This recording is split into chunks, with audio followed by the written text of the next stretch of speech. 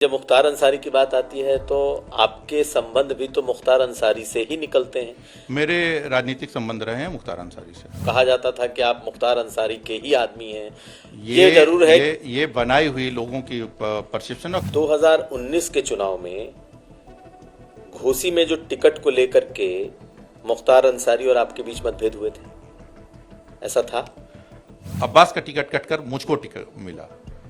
दोस्त जब फेल होता है तो तकलीफ होती है, लेकिन दोस्त अगर टॉप कर जाए तो और ज्यादा तकलीफ होती है। वहां केवल दो शब्द सुनाई देते हैं। एक पक्ष कहता है सामने वाला सामंतवादी है, और दूसरा पक्ष कहता है सामने वाला बाहुबली है, इस्लामिक आतंकवादी है। मोहम्मदाबाद में अलका राय के बेटे हैं पीयूष राय, कृष्णानंद राय के भतीजे की भी चर्चा रहती है कि भाई उनके जो भतीजे हैं वो भी दावेदार हैं। आप इसको कैसे देखते हैं? आप कहाँ हैं उसमें? गाजीपुर में 3 ही लीडर हैं। चौथा कोई समझे कि आज की तारीख में कि लीडर है तो लीडर नहीं है। कौन? एक वर्तमान सांसद श्री अफजाल अंसारी जी, दूसरे हमारे ऑनरेबल एलजी श्री मनोज सिन्हा जी, और तीसरे ओम प्रकाश जी। अंसारी परिवार को वहां कोई हरा पाएगा? अंसारी परिवार। नमस्कार, यूपी तक के खास पॉडकास्ट यूपी की बात में स्वागत है। आज हमारे साथ एक ऐसे शख्स हैं, एक ऐसे पूर्व सांसद जिन्होंने सांसदी तो जीती, लेकिन शायद ही संसद का मुंह देखा होगा। शपथ लिया, कभी सवाल नहीं पूछ पाए, कभी चर्चा में नहीं रह पाए, क्योंकि पूरे 5 साल जेल में रहे। पूर्वांचल में भूमिहारों के बिरादरी के सबसे बड़े चेहरे, वैसे सबसे यंग पॉलिटिशियन के तौर पर भी उनकी पहचान रही, लेकिन एक रिश्ता मुख्तार अंसारी से भी। आज बात करेंगे अतुल राय से, जो कि पूर्व सांसद रहे घोसी के, बसपा से सांसद थे, इस वक्त हमारे साथ है। स्वागत है अतुल जी। नमस्ते। तो ये बताइए कि इस बात का मलाल है आपको कि 5 साल सांसद रहे, लेकिन संसद न के बराबर एक दिन शपथ लेने जाना या एक आध दिन आखिरी सत्र में चले जाना और एक सांसद होके कुछ न कर पाना, इसका मलाल है? जी बिल्कुल। ये किसी को भी मलाल होगा। जो सांसद निर्वाचित हुआ हो, जनता ने एक विश्वास के साथ उसको इतना अच्छा मैंडेट दिया। अब तक के इतिहास का सर्वाधिक वोट घोसी लोकसभा का 50.3% वोट मुझको मिला, और उस जनता की आवाज में संसद में नहीं उठा पाया। इसका मलाल अभी भी है और जीवन भर रहेगा। तो क्यों नहीं उठा पाए? अब इसमें जो लोग सामने से नहीं लड़ पाते वो लोग साजिशों का सहारा लेते हैं। कुछ लोग थे जिनको मेरी जीत बर्दाश्त नहीं थी, उन्होंने साजिशें की।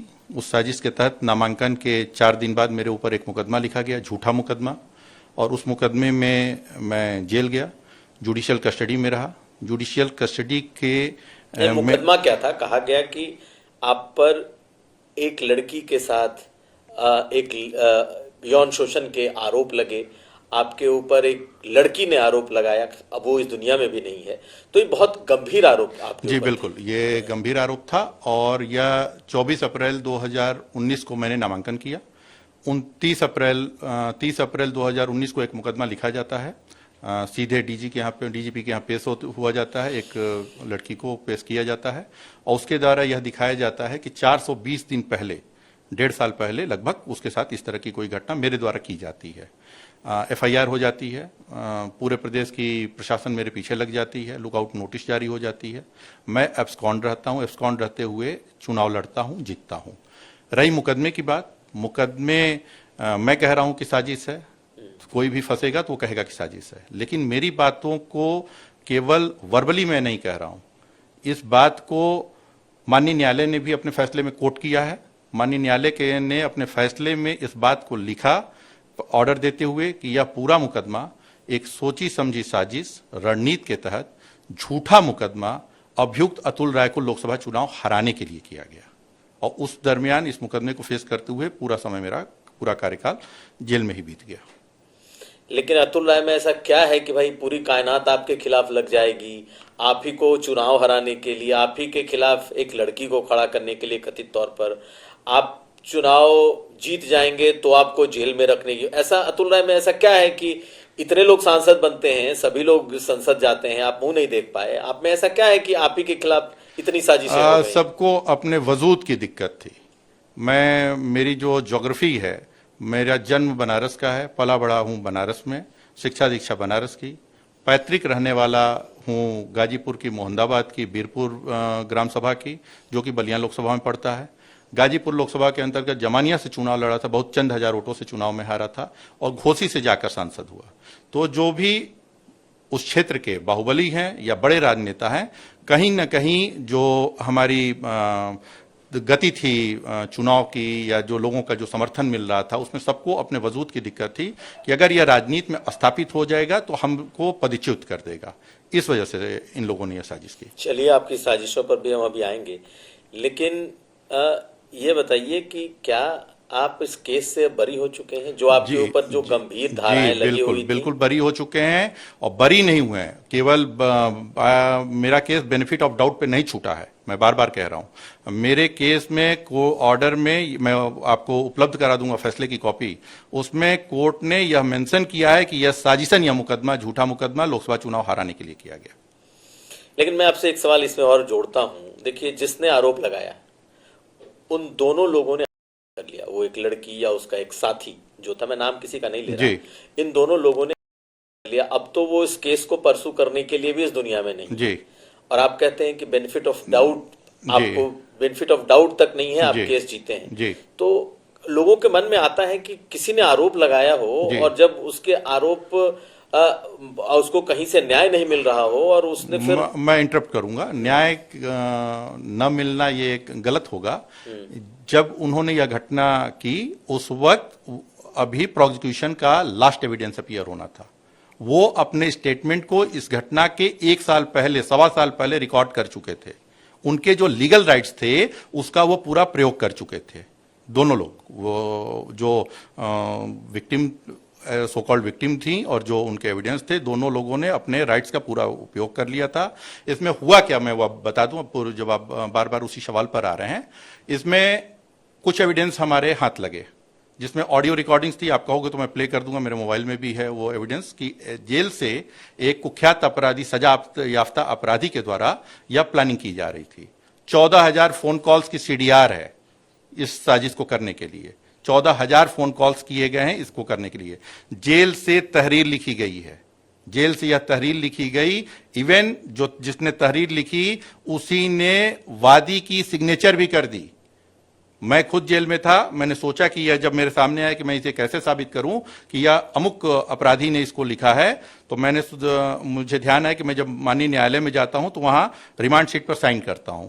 मैंने उस अपराधी की जिस कोर्ट में पेशी होती थी वहां से पक्की नकल निकलवाई, प्रतिलिपि निकलवाई, सत्यापित, और एफएसएल जांच हुई। दोनों चीज आई कि यह जो हैंडराइटिंग है यह उस कुख्यात अपराधी की है, न कि उस पीड़िता की है। 1 मिनट। दूसरी चीज, जब ये एविडेंस मिले, 173 सीआरपीसी का एक प्रावधान होता है, इसमें till the last date of decision, जब तक आपका डिसीजन नहीं आता है, अगर कोई नया एविडेंस आता है तो 173 सीआरपीसी के तहत उसको जांच में शामिल करना जरूरी होता है। हमारे पिताजी ने यह दरखास्त तत्कालीन एसएसपी को दी, उन्होंने जांच बैठाई। जांच में 3 सीओ की जांच के बाद यह निष्कर्ष आया कि यह इसमें अग्रिम विवेचना करना चाहिए। उन्होंने फिर ऑब्जेक्शन उठाया तो उसके बाद वो एसएसपी ने दोबारा चौथी बार जांच यह कराई तत्कालीन एसपी सिटी से। उन्होंने भी यही निष्कर्ष दिया कि इसमें अग्रिम विवेचना जरूरी है। उस जांच को दबा दिया गया, कहीं भी दोबारा जांच नहीं कराई गई। मैं इन एविडेंस के साथ ऑनरेबल हाई कोर्ट में गया।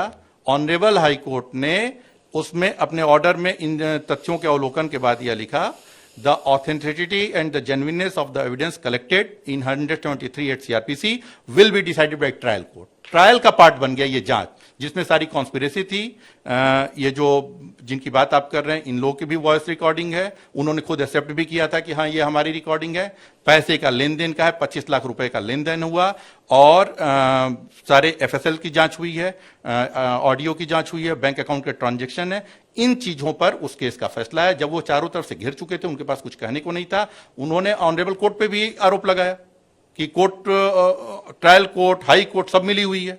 प्रशासन उनकी थी, मेरी सुनवाई नहीं हो रही थी, तो इसमें कहां से? और कोर्ट में अभी उनके पार्ट पे हियरिंग चल रही थी, उनका स्टेटमेंट जो है वो 1 साल पहले रिकॉर्ड हो चुका था। अभियोजन के जो दूसरे गवाह थे 90% गवाहों की वो हो चुकी थी, तो इसमें तो अभी हमारा पार्ट तो आया ही नहीं था।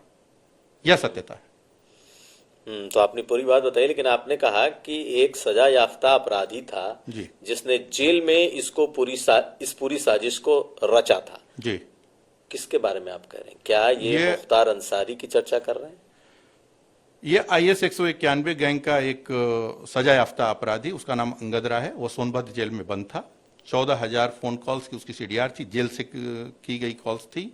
और चूंकि वो IS 191 गैंग का सदस्य है, इसलिए जो मुखिया है उस गैंग के, उन पर भी सवाल उठता है। मुखिया मतलब मुख्तार अंसारी। जी।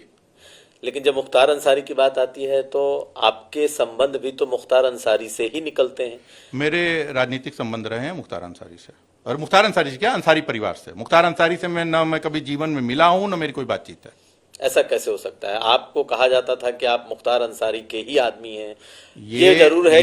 ये बनाई हुई लोगों की परसेप्शन, और कहते सब लोग नहीं थे। ये कुछ लोग जो मेरे विरोधी हैं, जो राजनीतिक विरोधी हैं, वो इस तरह की बातें कहते रहे।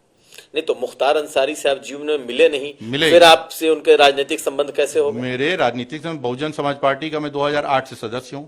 2009 में अंसारी परिवार बहुजन समाज पार्टी में आया। मुख्तार अंसारी बनारस से चुनाव लड़े लोकसभा का। मैं उस वक्त रोहनिया का प्रभारी होता था, तो एक 2009 से 10 तक वो रहे। मैं 2008 से कंटिन्यू बसपा में हूं, बहुजन समाज पार्टी में हूं। आज भी बहुजन समाज पार्टी का सदस्य हूं। 2010 में उन्होंने बसपा से निष्कासन के बाद कौमी एकता दल बनाया। कौमी एकता दल 26 जून 2016 को उसका विलय होता है समाजवादी पार्टी में। समाजवादी पार्टी का विलय तत्कालीन मुख्यमंत्री के द्वारा रद्द कर दिया जाता है। जनवरी 2017 में उनका विलय फिर दोबारा होता है बहुजन समाज पार्टी में। बहुजन समाज पार्टी से उनके परिवार को 3 टिकट मिले। मोहम्मदाबाद विधानसभा, जो हमारी घर की विधानसभा है, घोसी विधानसभा, जहां से उनका बेटा लड़ा चुनाव, और मऊ सदर, जहां से वो खुद चुनाव लड़े। तो इन जो हमारे जो संबंध रहे राजनीतिक रहे, जब वो बहुजन समाज पार्टी में थे, तो उनसे तो मेरी मुलाकात ही नहीं। जो भी हमारे रहे, अफजाल अंसारी और बाकी लोगों से मेरी मुलाकात नहीं। लेकिन कहा जाता है कि मुख्तार से 3 तरह के संबंध थे लोगों के, या तो आपराधिक संबंध, या राजनीतिक संबंध, या व्यवसायिक संबंध। तो आपके क्या? मेरे केवल राजनीतिक व्यवसायिक संबंध नहीं, बिल्कुल नहीं। मेरे पूरी ईडी से लेके सारी लोगों ने जांच की है। कुछ जगहों पर बाकी बातें आई हैं जो कि माननीय न्यायालय में सब जुडिस है, वो चीजें वहां क्लियर हो जाएंगी। तीसरी चीज कि मैं कभी मुख्तार अंसारी के साथ किसी भी मुकदमे में नामित नहीं हूं, न ही पुलिस के द्वारा, न ही किसी पब्लिक डोमेन के द्वारा, और कभी भी मेरा कोई आपराधिक रिश्ता उनके साथ नहीं रहा है। किसी मुकदमे में हूं ही नहीं मैं। लेकिन सिर्फ आप बसपा में होने की वजह से आप कहते हैं कि आपके राजनीतिक संबंध है, और कोई संबंध आपके नहीं, कभी नहीं। लेकिन कहने वाले तो आपको सिर्फ कहते हैं कि आप जो प्रोडक्ट हैं आज उस अंसारी परिवार या मुख्तार अंसारी की वजह से। बता दिया, ये विरोधियों के द्वारा बार बार इस तरह की बातों को रेज किया जाता है। कहां से ये संभव है? 2019 में मैं जब लोकसभा चुनाव लड़ने के लिए घोसी गया, उसके पहले वहां उन्हीं के बेटे का टिकट था, प्रभारी तौर पे। आपको पता होगा बहुजन समाज पार्टी में प्रभारी ऑब्लिक प्रत्याशी पद है, कि जो प्रभारी होता है वही आगे चल के प्रत्याशी हो जाता है। अब्बास का टिकट कटकर मुझको टिकट मिला। दोस्त जब फेल होता है तो तकलीफ होती है, लेकिन दोस्त अगर टॉप कर जाए तो और ज्यादा तकलीफ होती है। यही 3 इडियट्स का जो डायलॉग है आपका, जी, यही सत्यता है। लेकिन ये बताइए कि आप कौन सी तैयारी कर रहे हैं? क्या आप बसपा से तैयारी कर रहे हैं? क्या आप बीजेपी के साथ अगले चुनाव में आएंगे, या आप जैसे अकेले लड़ने की तैयारी कर रहे हैं? क्या कर रहे हैं? देखिए, मौजूदा समय में मैं बहुजन समाज पार्टी का सदस्य हूं। मौजूदा समय में जी, और बहन जी के साथ हूं, और फिलहाल मैं व्यक्तिगत रूप से कोई विधानसभा चुनाव नहीं लड़ने जा रहा हूं। 2027 का चुनाव कहा जा रहा है कि आप अपनी पत्नी के लिए कोशिश कर रहे हैं कि आप अपनी पत्नी को चुनाव में उतारेंगे। अगर बहन जी का आदेश होगा तो हम अपनी पत्नी या भाई किसी को भी चुनाव लड़ा सकते हैं। लेकिन बीजेपी से कोई बातचीत? कहा जा रहा है कि बीजेपी से भी आपके संबंध अंदर खाने हैं, ऐसा है क्या? नहीं, मुझसे कोई संपर्क नहीं किया है किसी ने कि इस तरह की कोई बात नहीं है। तो बीजेपी जाने का भी कोई इरादा नहीं है? जी नहीं, अभी किसी ने कोई ऐसी न बातचीत है हमारी किसी से, न कोई ऐसा संपर्क हुआ है। अब थोड़ा पूर्वांचल की हम पॉलिटिक्स समझते हैं, ये बताइए कि आप जिस जगह से पॉलिटिक्स कर रहे हैं वहाँ सब बड़े बड़े चेहरे हैं। पूर्वांचल बीजेपी के लिए कहा जाए तो सबसे बुरा क्षेत्र है। अगर लड़ाई के लिहाज से देखा जाए, आप आजमगढ़ देख लीजिए, मऊ देख लीजिए, बलिया देख लीजिए, इन सभी बीजेपी की स्थिति बहुत अच्छी नहीं है। तो और अगर देखा जाए तो मनोज सिन्हा, अलका राय, उनके बेटे, अब अगर आप देखें तो AK शर्मा, ऐसे बड़े बड़े नाम भूमिहार बिरादरी से इस वक्त बीजेपी का प्रतिनिधित्व कर रहे हैं। आप किसको अपना चैलेंज समझते हैं? कौन आपके लिए चैलेंज है और आप किसके लिए चैलेंज है? देखिए, मेरे लिए कोई चैलेंज नहीं है, लेकिन ये जितने नाम लिए इनके लिए मैं चैलेंज हूँ। कैसे? वो मानते हैं कि चैलेंज कैसे? कैसे? अब मैं बताया जोग्राफिकली कि मैं जमानिया विधानसभा से चुनाव लड़ा, तो गाजीपुर लोकसभा के जो लोग हैं, जमानिया विधानसभा गाजीपुर लोकसभा में पड़ती है, तो मेरा हस्तक्षेप गाजीपुर लोकसभा में भी हो जाता है। मोहम्मदाबाद विधानसभा का रहने वाला हूं, जहां मेरे घर में प्रधान और जिला पंचायत और प्रमुख का भी मैंने चुनाव लड़ाया था, तो ये सब लोग हमारे साथ रहे हैं। तो वो बलिया लोकसभा में पड़ती है, तो बलिया लोकसभा वालों को भी यहाँ से दिक्कत होती है, जो हमारी मौजूदा स्थिति है। और घोसी लोकसभा से मैं सांसद रहा, तो वहां जो लोग राजनीति कर रहे हैं जिस विधानसभा से, उनको समझ में आता है कि अगर ये किसी कैंडिडेट के लिए अपने लिए आएंगे, प्रचार करेंगे या बाकी चुनाव में इनकी भूमिका रहेगी, तो उससे उनको दिक्कत महसूस होती है।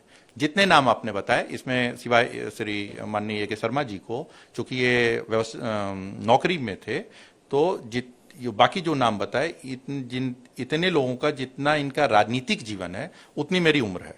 सबका राजनीतिक जीवन इसमें 45 साल से किसी का कम नहीं है। चाहे मनोज सिन्हा का हो, हाँ, चाहे अफजाल अंसारी का हो। जी, तो मैं 82 बॉर्न हूं, और ये सब लोग 80s में कोई विधानसभा या लोकसभा चुनाव लड़ चुके थे, सभी लोग। तो मेरी जितनी उम्र है उतना इनका राजनीतिक जीवन है। तो इस वजह से ये लगता है कि ये कल का लड़का है और सामने खड़ा हो रहा है, तो उस वजह से दिक्कत महसूस होती है। तो आपकी वजह से ये सारे चेहरे खतरा महसूस करते हैं, सियासी खतरा? निश्चित तौर पर कहीं ना कहीं उनको एक इनसिक्योरिटी रहती है कि अगर ये सामने लड़ेगा तो दिक्कत कहीं पैदा होगी। आप मोहम्मदाबाद के रहने वाले हैं, वो तो मोहम्मदाबाद तो अंसारी परिवार का घर है जी। तो आप ये बताइए कि आप मोहम्मदाबाद ही लड़ेंगे? अगर देखिए, मैं थोड़ा सा और आपको, मोहम्मदाबाद का नाम लिया आपने तो बता दो, मोहम्मदाबाद में कभी जनता ने विकास के नाम पे वोट नहीं दिया। सन 85 से वहां केवल दो शब्द सुनाई देते हैं। एक पक्ष कहता है सामने वाला सामंतवादी है, और दूसरा पक्ष कहता है सामने वाला बाहुबली है, इस्लामिक आतंकवादी है। ये दो पक्ष, और जनता वहां की इतनी जज्बात में और भावनाओं में बहती है कि आज 42 साल हो गए, 43 साल होने जा रहे हैं, और केवल इन्हीं बातों पर, इन्हीं मुद्दों पर वोट करती आई है। वहां एक तबका इनके साथ चला जाता है, एक तबका उनके साथ चला जाता है। अगर उनको कोई मजबूत विकल्प मिलेगा तो वो निश्चित विकास के नाम पर तीसरे विकल्प के साथ चली जाएगी, इन दोनों लोग को नकार देगी।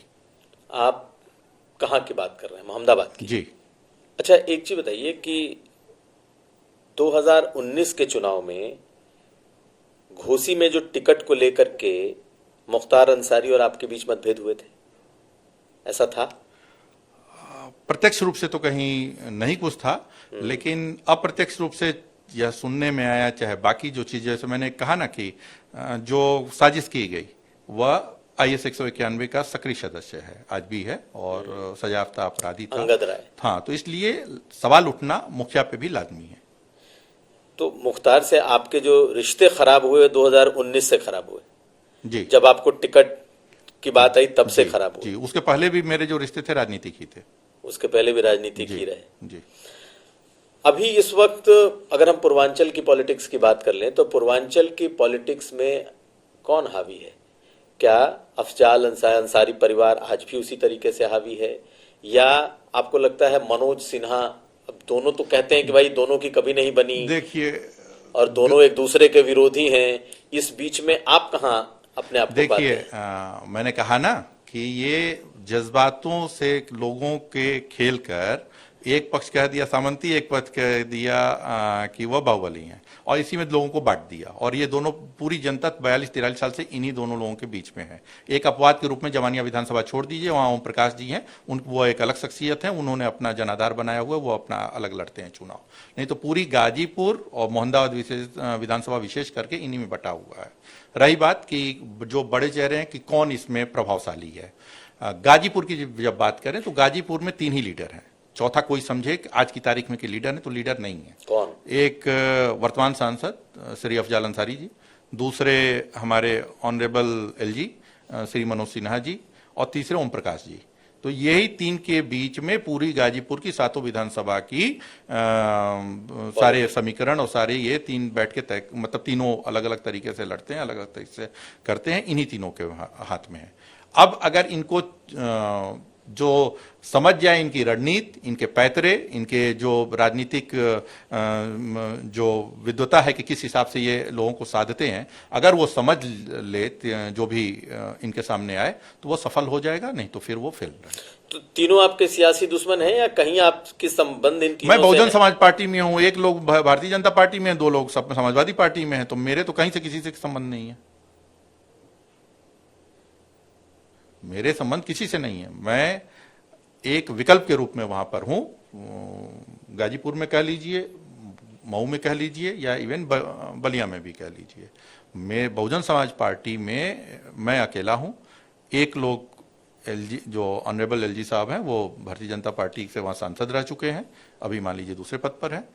समाजवादी पार्टी से ओम प्रकाश जी प्रतिनिधित्व कर रहे हैं, 7वीं बार विधायक हैं, 1 बार संसद के सदस्य रहे, और अफजाल अंसारी जी 5 बार विधायक रहे मोहम्मदाबाद सीट से, और 3 बार लोकसभा का प्रतिनिधित्व कर चुके हैं।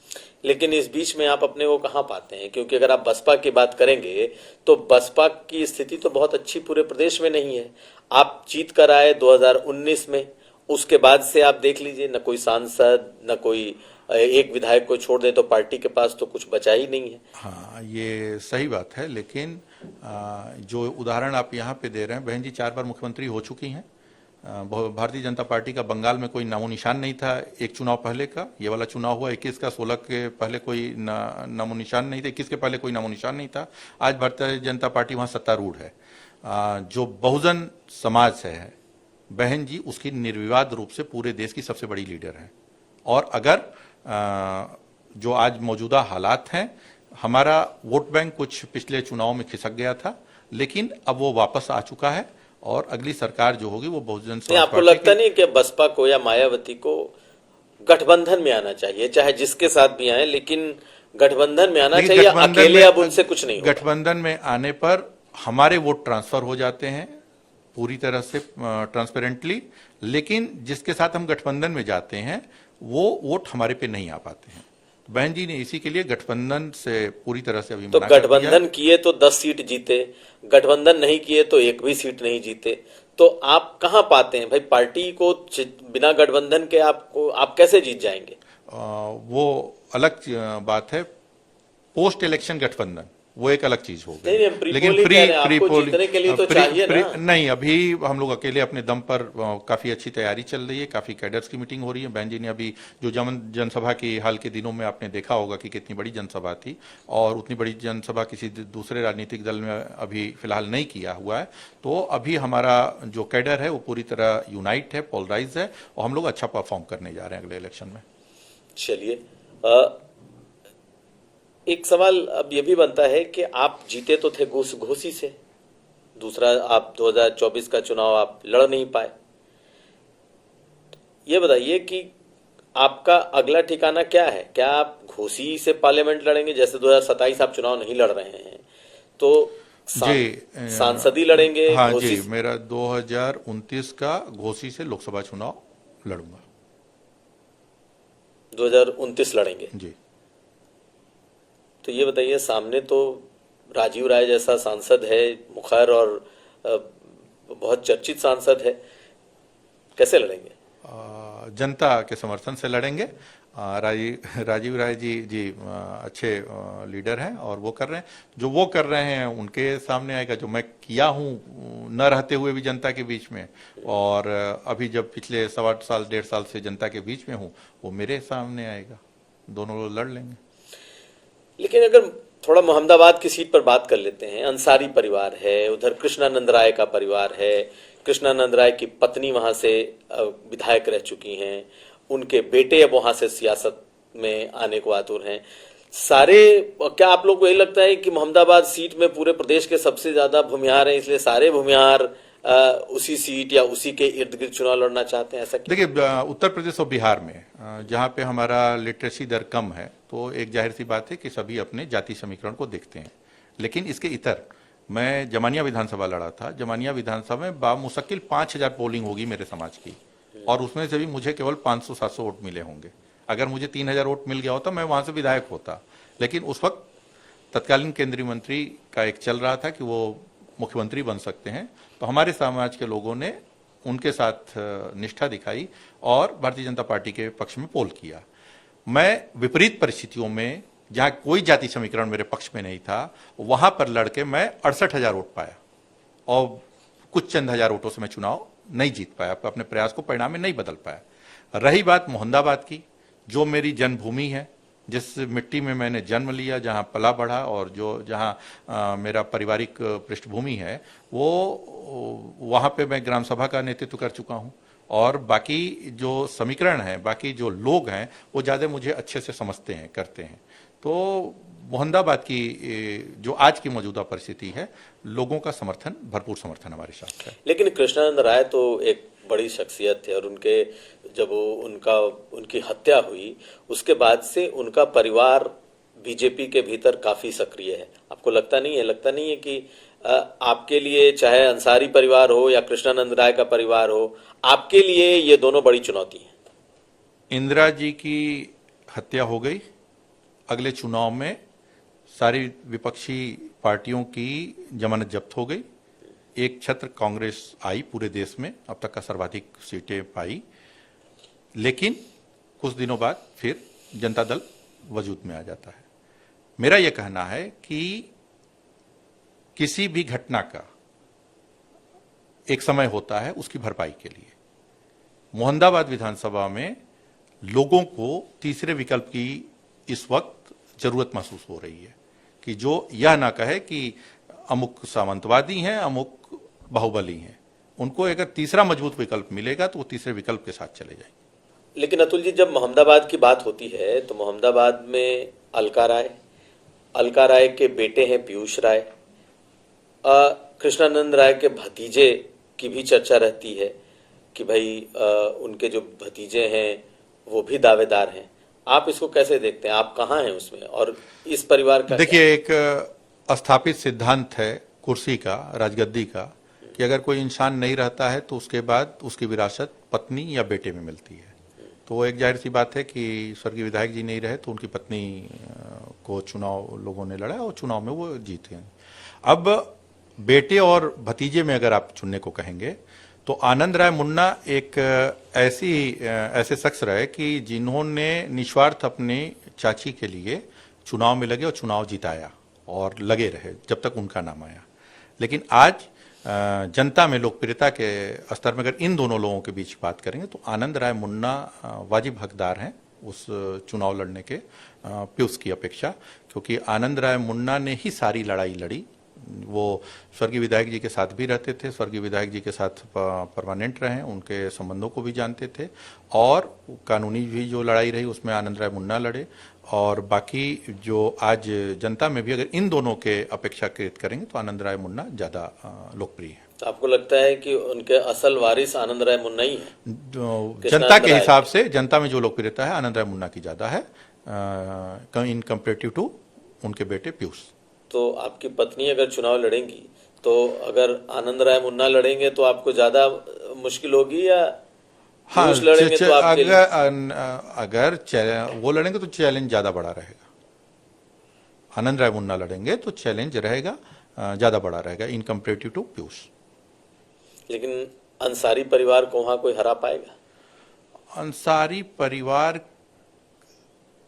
लोगों को कथित सामंती बताकर, डराकर लोगों को अपने साथ रखते हैं कि तुम्हारे पे कोई उंगली उठेगी, तुम्हारे पे कोई आंच आएगी तो हम खड़े हैं और हम तुम्हारी रक्षा करेंगे। तो आप भी तो लेकिन इसका एक समय होता है, एक छलावे का भी समय होता है। पिछले 2 कार्यकाल आप देख लेंगे, एक कार्यकाल स्वर्गीय विधायक जी की धर्मपत्नी जी का रहा और एक कार्यकाल अंसारी परिवार के पास है। लोगों को यह समझ में आ रहा है कि इनसे हटकर अब तीसरे विकल्प की जरूरत है जो विकास के नाम पर हमारे साथ रहे और उनके साथ हम लोग रह जाए। लेकिन ये दोनों तो आमने सामने हमेशा ही लड़ते रहे। अब अगर हम बात कर लें तो मनोज सिन्हा बनाम अफजाल अंसारी हमेशा ही होता रहा है। मनोज सिन्हा और अफजाल अंसारी चाहे पार्लियामेंट हो, चाहे विधानसभा का चुनाव हो, लेकिन हाल के दिनों में एक तस्वीर भी दिखाई दी थी, लगता है तस्वीर आपने देखी। हमेशा मैंने जब अफजाल अंसारी का इंटरव्यू किया तो एक चर्चा होती थी कि ये दोनों कभी बचपन में, स्कूल डेज में शायद एक दूसरे के परिवारों के संबंध थे, लेकिन अब ऐसे संबंध हो गए कि कोई दोनों एक दूसरे को नहीं देखना चाहते। ऐसा है क्या? जिस तस्वीर के बारे में आप बात कर रहे हैं, यह तस्वीर राजभवन की है, कश्मीर के। यह तस्वीर 23 मई को मेरी समझ से क्लिक की गई थी, जब वहां पे पार्लियामेंट्री कमेटी भोज पर आमंत्रित थी। यह तस्वीर दोनों पक्षों के द्वारा रिलीज नहीं की गई, कहीं भी किसी प्लेटफॉर्म पे नहीं आई। 29 मई को यह तस्वीर किसी ने कहीं से पाई और वायरल कर दी। यह तस्वीर की बहुत चर्चा हुई। आप जितनी आसानी से इस तस्वीर के बारे में बात कर रहे हैं, यह तस्वीर उतनी आसान नहीं है। यह लोगों के जज्बात से जुड़ी हुई है, लोगों के इमोशन से जुड़ी हुई है। इस तस्वीर, यह जो 2 शख्सियत उस तस्वीर में दिखाई दे रहे हैं, मनोज सिन्हा, मैं नाम नहीं लेना चाहूंगा, जो 2 शख्सियत दिखाई दे रहे हैं, इन 2 शख्सियत के वजह से लोग 2 धड़ों में बट के वहां पर सैकड़ों हत्याएं हो चुकी हैं। मनोज लोग कह रहे हैं कि अफजाल अंसारी के आपसी रंजिश की वजह से, सियासी रंजिश की वजह से हत्याएं। मोहम्मदाबाद की राजनीति को लेकर स्वर्गीय कृष्णानंद राय जी की हत्या हुई, चाहे जिसने भी किया हो, चूंकि माननीय न्यायालय का फैसला आ चुका है तो मैं उस पर नहीं जाऊंगा, लेकिन वहीं की हुआ। ऊसरी चट्टी घटना हुई, कुंडेश्वर चट्टी घटना हुई, लखनऊ में घटनाएं हुई, तमाम गैंगवार और तमाम चीजें हुई, बहुत सारी हत्याएं हुई जिसकी कोई गिनती नहीं है। मुझको लगता है इस देश का सबसे बड़ा गैंगवार रहा गाजीपुर में और विशेष करके मोहम्मदाबाद में। और लोग कहे कि जब यह फोटो वायरल हो गई तो जो कि देखिए साधारण सी बात है, कोई भी कमेटी जाती है, कहीं भी जाती है, राजभवन में भोज आमंत्रित होता है तो राजभवन के पेज से ऑफिस ऑफ एलजी जे&के के पेज से अगले दिन उन फोटो को सोशल मीडिया प्लेटफॉर्म पे आ जाती हैं, लोग देख लेते हैं। इस फोटो को क्यों नहीं डाला गया ऑफिस ऑफ एलजी जे&के के पेज से? क्यों नहीं डाला गया बताइए? यही मैं कह रहा हूं ना कि क्यों नहीं डाला गया। और कहीं किसी तीसरे सोर्स ने, इन दोनों ने नहीं, किसी तीसरे सोर्स ने इसको वायरल कर दी। उसके बाद आता है इवन वहां के जिलाध्यक्ष का भी बयान है, तो बाकी लोगों का आता है कि रियलिटी फैक्ट चेक ध्यानार्थ यह एक प्रोटोकॉल के तहत यह ली गई फोटो थी।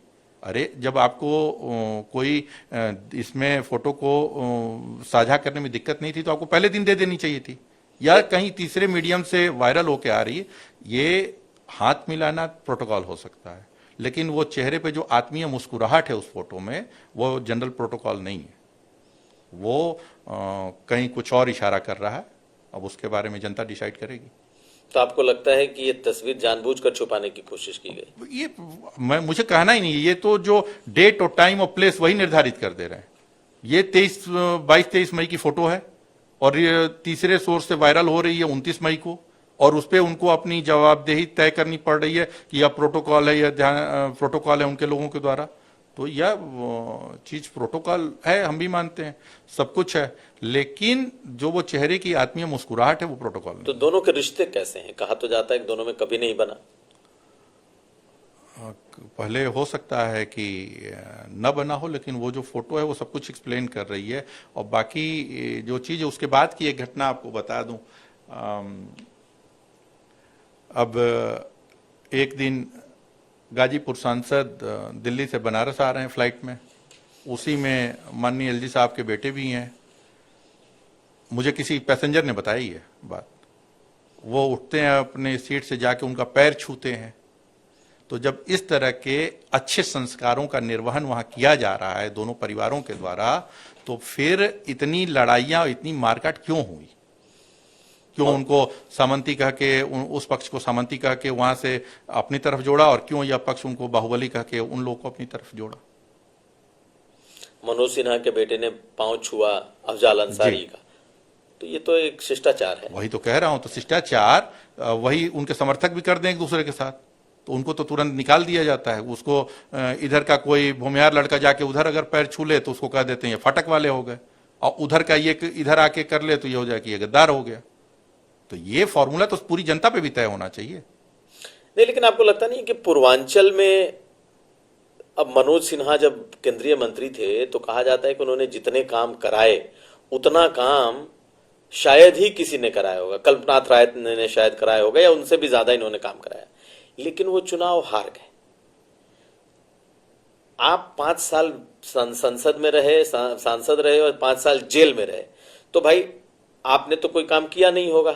तो आखिर अगर आप कहते हैं कि आज आप लोकप्रिय हैं, जीतने के बाद भी पूरे टाइम जेल में रहे, तो कोई आदमी इतना काम कराने के बाद भी चुनाव हार जाए और आप 5 साल जेल में रहे और जेल के बाद भी कहें कि हम लोकप्रिय हैं, कैसे?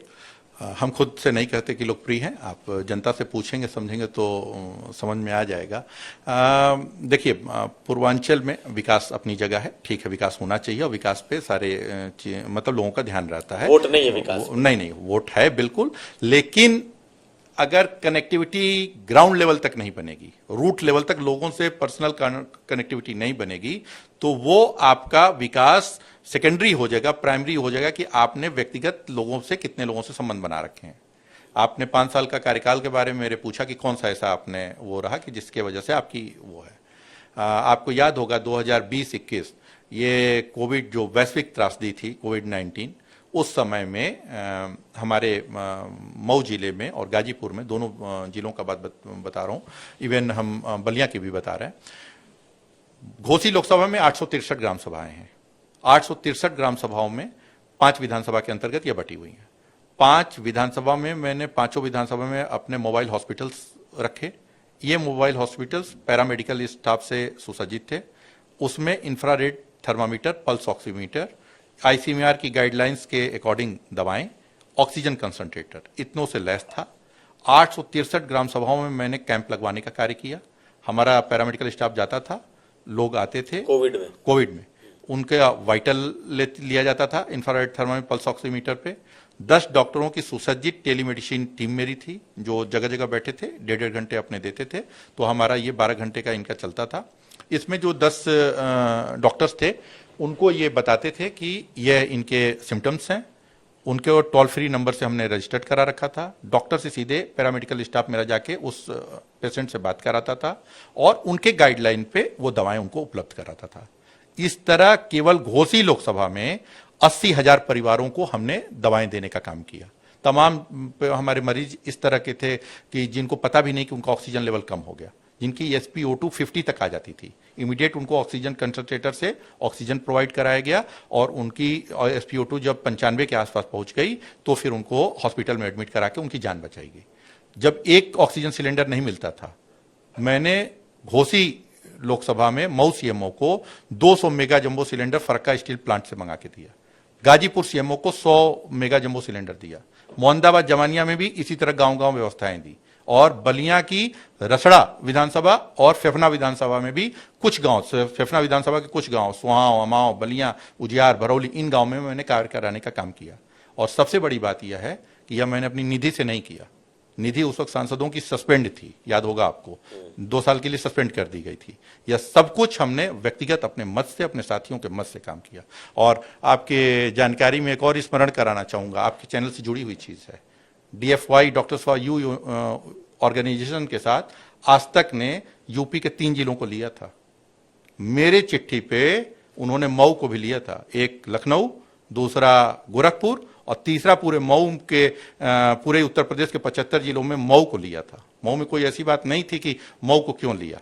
गाजीपुर, लखनऊ हमारे ऑनरेबल गृह मंत्री का क्षेत्र था, हमारे सीएम का क्षेत्र था गोरखपुर, और तीसरा अतुल राय वहां के सांसद थे। हमारा वो एफर्ट था कि डीएफवाई के साथ 1 महीने तक आज तक की टीम लगी रही और डॉक्टर्स उनकी टीम थी और वो हमारा कार्य कराने का काम किया। लेकिन आप तो जेल में थे, तो जेल से आप कैसे करा रहे जेल थे? से हम करा रहे थे क्योंकि हमें पत्र लिखने की छूट थी। हमें हमारे जो पत्र थे उस पे हम लोगों से संपर्क करते थे, हमारे मेल्स जाती थी और हमें उतनी कोर्ट से हमने अपने पत्र के लिए और बाकी चीजों के लिए अनुमति ले रखी थी कि हमारे पत्राचार लोगों से होते थे और ये सारी चीजें नहीं यार, जेल में आपको एक्स्ट्रा एक्सेस था? नहीं, कोई एक्स्ट्रा एक्सेस नहीं। मैं तो 8x8 के सेल में रहा हूं। आप पता करना मेरी क्या स्थिति हो गई थी, और आपको हाईकोर्ट की बेल की कॉपी उपलब्ध करा दूंगा। कोर्ट ने, डॉक्टर्स ने हाथ उठा लिए, लिख दिया कि अगर जेल में रह के इनका इलाज ही नहीं किया, इस स्थिति में मुझे पहुंचा दिया गया। 8x8 के सेल में 24 घंटे में 23 घंटे रहता था। आधे घंटे सुबह खोला जाता था, आधे घंटे शाम में, कि मुझे सनरेज और सनलाइट मिल सके, और उसी में मुझे नहाना भी रहता था, स्नान भी करना रहता था, अपने दैनिक क्रियाक्रम भी करने रहते थे और बाकी भी चीजें करनी रहती थी। हफ्ते में 2 दिन की मुलाकात थी। तो लेकिन ये जो पत्राचार का माध्यम था और इसके जरिए हम अपनी चिट्ठियां लिखते थे, अपने हमारे प्रतिनिधि जो रहे उनसे हम संपर्क में रहे, उनको बताते थे कि ये करो, उसके तहत हमने ये सब काम कराने का। लेकिन जब आपने इतना काम किया तो 2024 का चुनाव, जब आप कहते हैं कि आप पत्नी को लड़ाएंगे 2027, तो 2024 के चुनाव में पत्नी को क्यों नहीं लड़ाया? चूंकि हम कारागार में थे, एक पूरा कार्यकाल मेरा कारागार में बीत चुका था। मैं खुद नहीं समझ रहा था कि मेरी जनता में स्वीकारोक्ति है कि नहीं है। मुझे वह देखना था। जब मैं बाहर आया हूं और जनता से जब मिला हूं तो जनता का जो प्रेम है, जो मोहब्बत है मेरे लिए, वो पहले से कई ज्यादा। पहले तो मैं सीमित था 2 जिलों तक, आज तो 3 जगह 4 जिलों में मेरी उस तरह से लोगों का प्रेम और स्नेह देखने को मिल रहा। उसके बाद यह डिसाइड किया कि परिवार के किसी एक सदस्य को चुनाव लड़ना। आपके बेटे का मुंडन की बड़ी चर्चा है कि हजारों लोग को आपने बुलाया बेटे के मुंडन में, और मतलब ये क्या एक पॉलिटिकल मैसेजिंग है क्या आपने? नहीं, देखिए, वो एक लंबा समय बीत चुका था मुझे अपने लोगों से मिले हुए। 5.5 साल का करीबन समय बीत चुका था। जो मेरे नौनिहाल बच्चे थे वो बड़े हो चुके थे, उनका मुंडन संस्कार नहीं हुआ था। तो मुझे जुड़वा बच्चे हैं, एक बेटा और बेटी, दोनों का कार्यक्रम था मुंडन का। तो उसमें मैंने चाहा कि जो मेरे लोग थे ये 3-4 जिले के, उनको आमंत्रित किया जाए। तो उनको आमंत्रित किया गया और वो लोग मेरे यहाँ भोज के लिए नहीं आए थे इतने दूर दूर से कि पूरी सब्जी खाने के लिए नहीं आए थे। वो उनका एक प्रेम था, आपने अपनी राजनीतिक ताकत दिखाने की तो नहीं, उनका एक प्रेम था, उनका एक भाव। तो मुझे ये था, देखिए होता क्या है, मैं बोलूंगा तो बहुत लोगों को इस बात से तकलीफ होगी। लोगों पे जब दुख तकलीफ आती है तो वो तो उन्हीं जनता के बीच में जाके अपनी झोली फैलाते हैं और फरियाद करते हैं कि मुझे सरकार का यह प्रकोप झेलना पड़ रहा है, यह तबाही झेलनी पड़ रही है और यह करना पड़ रहा है। और वो जनता उनकी लाज बचाती है, उनको सांसद और विधायक बना के सदन में भेजती है। और जब उनके सुख का समय आता है तो वो दिल्ली के किसी बड़े 5 स्टार होटल में एक कार्यक्रम कर लेते हैं चंद बड़े गेस्ट के साथ, बड़े ओहदे के लोगों के साथ, और उन जनता को नहीं पूछते हैं। मेरा ये मानना है कि मेरे अगर दुख के समय में ये जनता खड़ी है तो मेरे सुख में भी पहली भागीदारी मेरी यह जनता करेगी। और उसी के तहत मैंने अपने सब छोटे बड़े कार्यकर्ताओं को, अपने छोटे बड़े संपर्क वालों को, सबको आमंत्रित किया था और वहां पर लाखों की भीड़ हुई। एक सवाल और है कि जब आपके ऊपर आरोप लगे थे जिसकी वजह से आप इतने लंबे समय तक जेल रहे, तो कौन लोग थे जो आपके खिलाफ थे? कौन लोग? कोई बचा ही नहीं था पूर्वांचल का। मैं एक नाम क्या गिनाऊं, तो सबके साक्ष्य हैं मेरे पास। मैंने कहा ना 14,000 फोन कॉल्स की सीडीआर है मेरे पास। 500 रिकॉर्डिंग्स मिली कि जिसमें सारी साजिश, सारे ताने बाने बुने ही गए। एक कहोगे तो सुना दूंगा आप, मैं यहीं पे रिकॉर्डिंग मेरे मोबाइल में है कि कैसे एफआईआर की स्क्रिप्ट तैयार की जा रही थी। पूर्वांचल का कोई बड़ा बाहुबली, कोई बड़ा माफिया, कोई बड़ा राजनेता नहीं बचा था जो इस साजिश में नहीं शामिल था। तो मैं नाम लेता हूं फिर, धनंजय सिंह, ब्रजेश सिंह, क्या ये भी आपके खिलाफ साजिश में थे? मैं चाहूंगा कि आप यह सवाल धनंजय सिंह जी से जरूर करिएगा। क्यों? क्योंकि धनंजय सिंह जिस दिन मेरे खिलाफ बयान हो रहा था, धनंजय सिंह जी उस दिन कोर्ट में मौजूद थे। वो क्यों आए थे, क्या आए थे, कभी मुलाकात आपकी हो तो आप उनसे पूछ लेना। मुझे लगता है कि अगर वो आत्मा पे अपने हाथ रख के, अपने दिल पे, हृदय पे हाथ रख के बोलेंगे और सत्य बोलेंगे तो जरूर वो नाम। नहीं तो क्यों आए थे वो? अदालत में अपने काम से अब ये उनसे अपने केसेस होंगे? मुझे नहीं लगता कि उनके केस थे, उनसे पूछिएगा। वो मुझे लगता है कि अगर वो हृदय पे हाथ रख के अपने बताएंगे तो सही से सारी चीजें सही बता देंगे। मैं कह रहा हूं कि साजिश थी, आप धनंजय सिंह से पूछिए, अगर वो सत्य होंगे और उन्होंने कभी सत्य बोला हो तो वो जरूर इस बारे में डिस्क्लोज कर देंगे। तो धनंजय सिंह को आपके क्षेत्र से क्या लेना देना? वो कहाँ जौनपुर की राजनीति और आप यहाँ घोसी की राजनीति, पॉलिटिक्स, गाजीपुर की पॉलिटिक्स, आपके खिलाफ वो क्यों इस कदर जाएंगे कि आपको सजा दिला दें, आपके खिलाफ हो जाए? ये अच्छे से वही बता पाएंगे, आप उनसे पूछिएगा जरूर, कभी भी पूछेंगे मुझे लगता है कि वो डिस्क्लोज कर देंगे अब, क्योंकि उस वक्त जो परिस्थितियां थी, आज परिस्थितियां बदल चुकी हैं। जो घटनाक्रम उस वक्त था आज वह बदल चुका है। मौजूदा परिस्थिति में वो सत्यता बताएंगे। उनसे तो पूछेंगे, लेकिन आप तो झेले हैं ना जी। तो आपने क्या झेला है? हमने बता दिया ना कि कोई बचा ही नहीं था। आप एक नाम गिना रहे हो, बहुत से ऐसे नाम है कि जो नहीं है। जितने नाम आप गिना रहे हो सबके सब कहीं किसी न किसी रूप में, मैंने कह दिया आपके खिलाफ साजिश है। ब्रजेश सिंह कहा जितने आप नाम गिनाए, जो नहीं भी गिनाए, मैं एक भूमिका नहीं बताऊंगा, जितने नाम गिनाए सबके सब शामिल थे।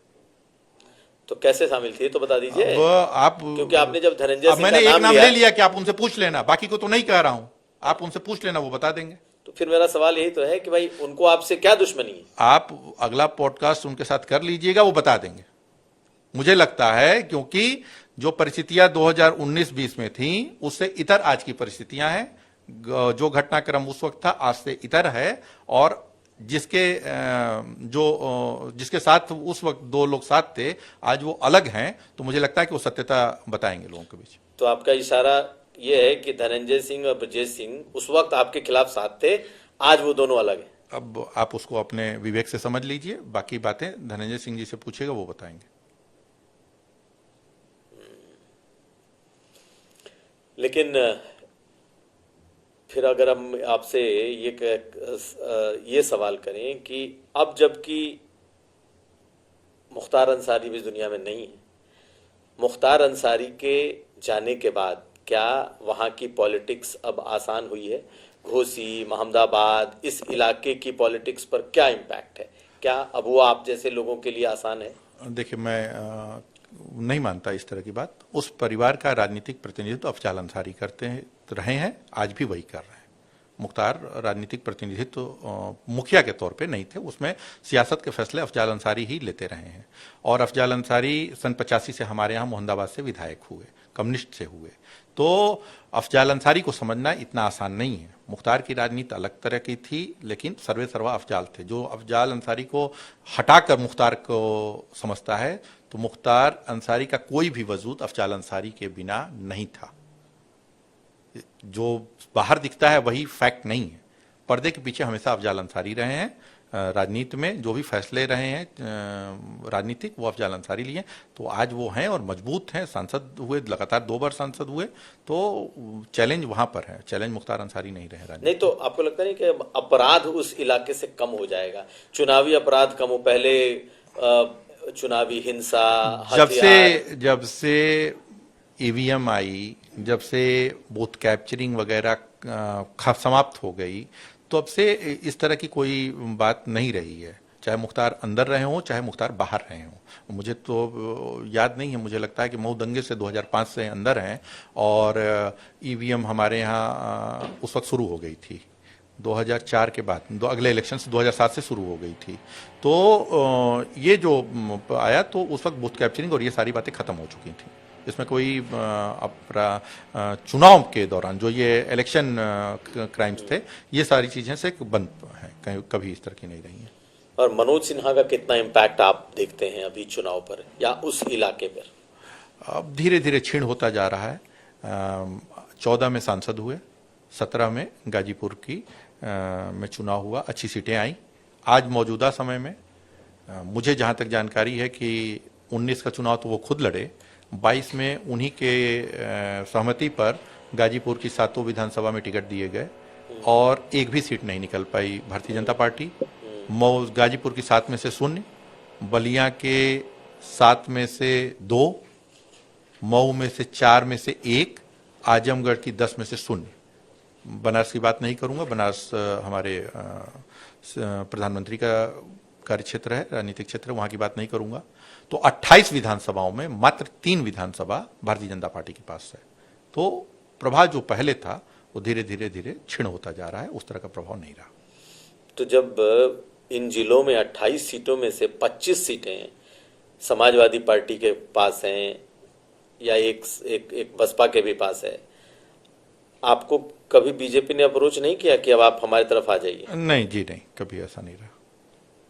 और आप बीजेपी में जाने की तैयारी भी नहीं कर? नहीं, मौजूदा समय में मैं बहुजन समाज पार्टी में हूँ, बहुजन समाज पार्टी का एक कार्यकर्ता हूँ। बहन जी से कभी मुलाकात हुई आपकी? अभी 2 दिन पहले, परसों मेरी बहन जी से मुलाकात हुई, अच्छी मुलाकात हुई, उनका आशीर्वाद मिला, अच्छा रहा। तो बसपा में आप भी बने रहेंगे, बसपा छोड़ करके आप कहीं नहीं जाएंगे? जी। आप बार बार कह रहे हैं मौजूदा समय, माना जाए कि जब तक भाजपा से आपको आमंत्रण नहीं मिल जाता तब तक आप बसपा में नहीं, इस तरह का नहीं है, मैं बहुजन समाज पार्टी में हूँ, अभी यही रहना है। तो 2027 का चुनाव में आप अपनी पत्नी को लड़ाएंगे, कन्फर्म है? पत्नी या भाई दोनों में से कोई लड़ सकता है जी। परिवार बहन जी का जिसको आशीर्वाद मिला, चूंकि बहन जी ने दोनों को बहुत पास से देखा हुआ है। 2019 की लोकसभा में मैं तो चुनाव के दरमियान था नहीं, हट गया था, और उस दरमियान मेरे भाई और मेरी पत्नी ने ही चुनाव का संचालन किया। बहन जी जब आई हैं जनसभा में तो भी दोनों लोग मंच पे थे, तो बहन जी का आशीर्वाद जिसको मिलेगा उनको लड़ाया जाएगा। योगी जी से कभी रिश्ते रहे आपके? नहीं, कभी अच्छा भी नहीं रहा, कभी बुरा भी नहीं रहा, और कभी की मेरी मुलाकात भी नहीं है। मुख्यमंत्री जी से कोई मुलाकात नहीं? अपने क्षेत्र के काम के लिए भी आपने कभी कोई मुलाकात नहीं की, कभी कोई पत्र नहीं लिखा, कभी कोई बात नहीं? पत्र वगैरह लिखा, उसका जवाब भी मिला। मुझे अप्रिसिएशन के लिए फोन आया जेल अधीक्षक के पास, जो कोविड में काम हुआ था, उस वक्त जो रिटायर हो गए आईएएस थे सीनियर, जो देख रहे थे पूरा कोविड का कार्यभार, मैं नाम भूल रहा हूँ,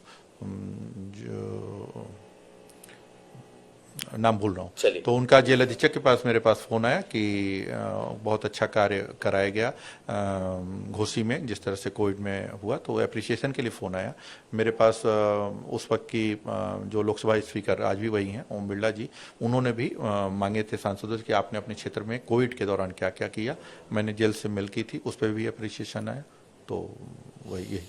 तो जब आप पूरे 5 साल के दौरान संसद नहीं जा पाए, अटेंड नहीं कर पाए, तो आपसे कभी किसी ने पूछा कि भाई संसद में सांसद हो गए लेकिन किस काम के सांसद? जब नहीं पूछा, सबको, जनता को आप जाके पूर्वांचल में या कम से कम 3 जिलों में, गाजीपुर, घोसी और मऊ और बलिया में घूम लो, जनता में इतनी सिंपैथी है, इतना ज्यादा सिंपैथी है, आपके भी रिकॉर्ड में है, एलआईयू की भी रिपोर्ट है कि जो वो भीड़ हुई वो सिंपैथी में हुई। लोगों को इतनी है कि इसके साथ, बेचारे के साथ गलत, मैं बेचारा हो गया हूँ मऊ और गाजीपुर के लिए कि बेचारे के साथ गलत कर दिया। अगर ये रहता तो हम लोगों को, हम लोग के लिए कुछ ना कुछ करता। जब ये न रहते हुए हम लोगों की जान बचाया, हमारी टूटती सांसों को सहारा बना, तो यह रहता तो जरूर कुछ करता। मैं नहीं भी रहा, मेरे 5 साल कार्य वैसे ही कार्यालय खुला रहा, आज भी हमारा कार्यालय चल रहा है। मैं कह तो रहा हूं कि आपके ही चैनल पे बैठ के कह रहा हूं कि 3 जिले को ही चुना था आपकी डीएफआई ने, और तीसरे,